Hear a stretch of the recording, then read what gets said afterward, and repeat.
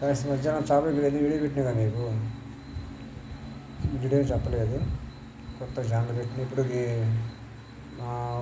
టాపీ వర్క్లోనే చిన్న చిన్న వీడియో చేసా. ఈరోజు పని లేదు, పని లేదని చెప్పేసి నేను కొయ్యోళ్ళు ఏరియా ఇది భీమవరం మణిపూర్ సైడు ముండకుంట సారపాక ఇవన్నీ మణిపూర్ రూట్లో ఖాళీలు కడుతున్నాను. ఇక్కడ ఖాళీ కొంచెం మధ్యాహ్నం వెళ్ళాను. ఇది మా వచ్చి 4,000 పెట్టిన. హైపై మీద వర్క్ ఎక్కువ కాబట్టి మనం ఎక్కువ మాట్లాడతాం కుదరదు. ఏమైనా తప్పులు ఎవరైనా చెప్పండి, నాకు సర్దిద్దు పని మళ్ళీ చేస్తాను.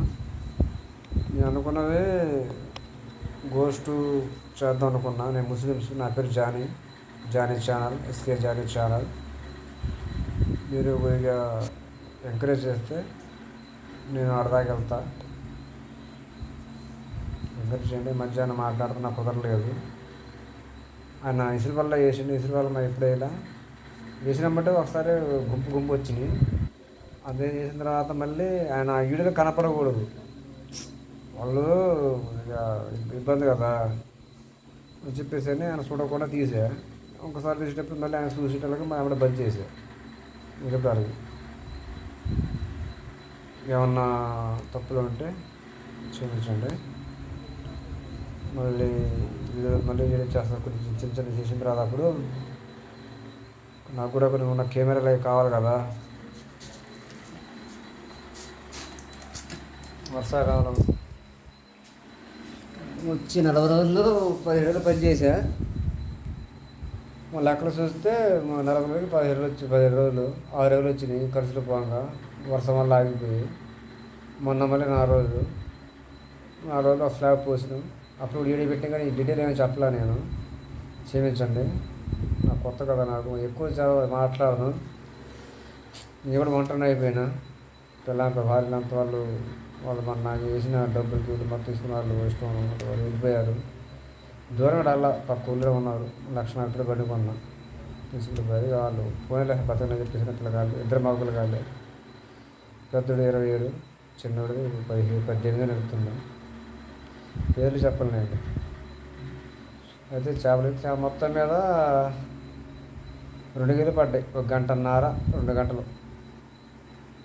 మా పెద్దనప్పుడు మేస్త్రి మణిపూర్లో ఉంటుంది. మొత్తం శుభ్రంగా బాగు చేసి వీడియో చేద్దామంటే పక్కన ఎవరు లేరు, వీడియో తీసేటోళ్ళు ఎవరు లేరు. వాళ్ళు చెప్పకూడదు కదా, అమ్మ ఇది అప్లోడ్ చేసేట వీడియో చేస్తున్నారు. నిజంగా మా శుభ్రం బాగా చేసి తీసుకెళ్ళి మణిపూర్ ఇచ్చి మాకు మా అబ్బాయి ఉన్న చోటకి 8 కిలోమీటర్లు తీసుకెళ్ళి ఇచ్చారు. వచ్చేటప్పుడు ఈ కూరగాయలు మొత్తం తీసుకొచ్చారు. కూరగాయలు చికెను 1 కేజీ తీసుకొచ్చా. కేజీ తీసుకుని కూర ఉండే, అదిగో కూర.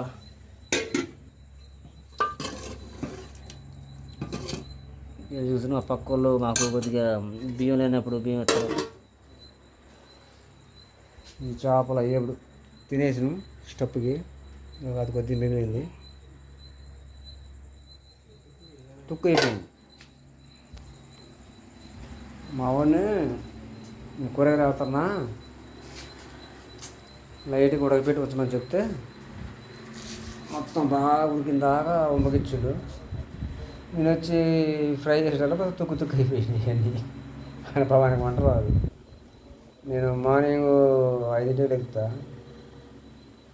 5ంటికి లేచి గిన్నెలకి మొత్తం తోముకొని అన్నం పెట్టిన తర్వాత కూరగాయలు కోసుకుంటా. ప్రభాని లాభం ఆయన పనుకుంటాను. నేను పడుకుంటా.